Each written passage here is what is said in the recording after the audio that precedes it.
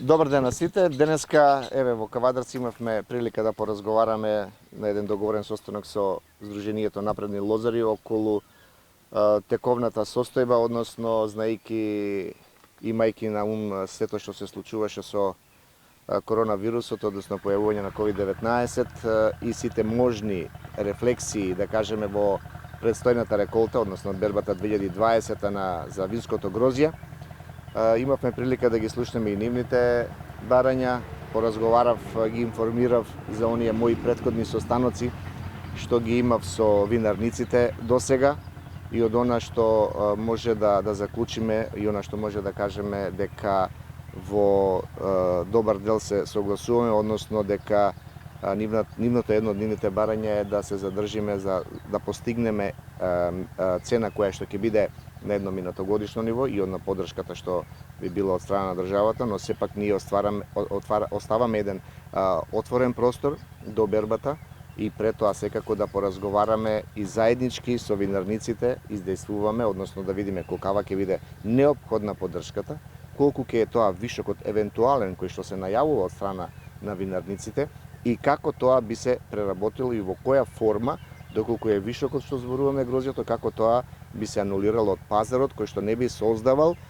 притисоци, односно не би создавале да дојде до едно драстично намалување на виното како краен производ, дали тоа е наливно или пак најповеќе би рекол дека околу наливното вино, но исто така и она што е флаширано и кој оди во извозот надвор. Исто ги запознав дека да, ние веќе преку програмата за рурален развој ја имаме мерката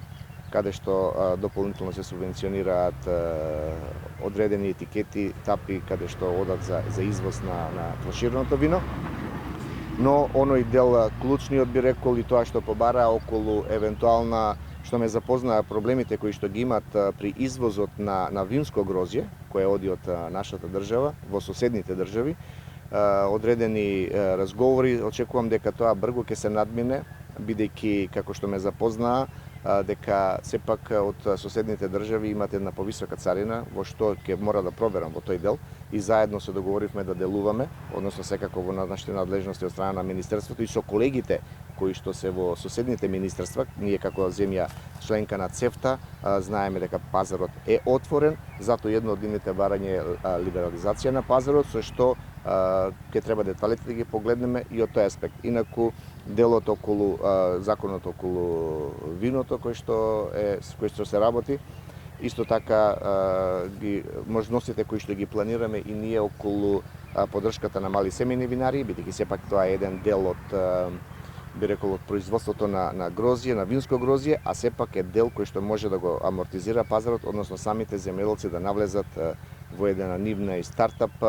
проекти, односно мали бизниси семејни, кои што би овозможиле да како краен производ вино веќе го имаат на пазарот, а се со цел да сето тоа прерасне и во еден извозен артикал, односно извозен производ. Инаку разговаравме и за можностите како со стартап фирмите, тоа е идејата зашто сакаме да поддржиме по 10.000 евра грант за мали семејни винари, кои што веќе во следната година-две би веќе биле со еден поголем капацитет за искористување на ИПАРТ програмата. Сите овие се активности и мерки, би ги рекол, кои што сакаме да следните години на вистина имаме едно развиено семејно винарство, односно семејни винари на едно повисоко ниво, а секако само ќе повторам уште еднаш за крај дека реколтата за 2020 не е приоритет и имајќи ги на ум рефлексиите од пазарот, движењето, сепак знаеме дека нашето домашно вино се соочува на германскиот пазар со конкуренцијата од Шпанија и Италија, секако дека ќе ги следиме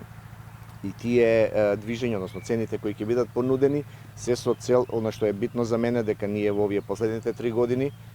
интензивно разговараме со Сдруженијето Напредни лозари и сме отворени за соработка и досега се она што го направивме, се она што го договоривме е исполнето. Така да, ова беше еден од моje видување од состанокот со лозарите. Вчера имавме одбор, значи нашето здружение, од кое одлучивме 4 точки, од кои првата е цената на грозјето од реколтата 2020 да не биде пониска од минутогодишната цена, вклучувајќи ја и помошта од државата. 2.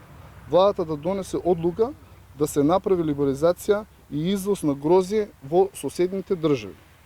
Законот за вино за последната измена која претрпи воопшто не е во полза на лозарите против само за винариите.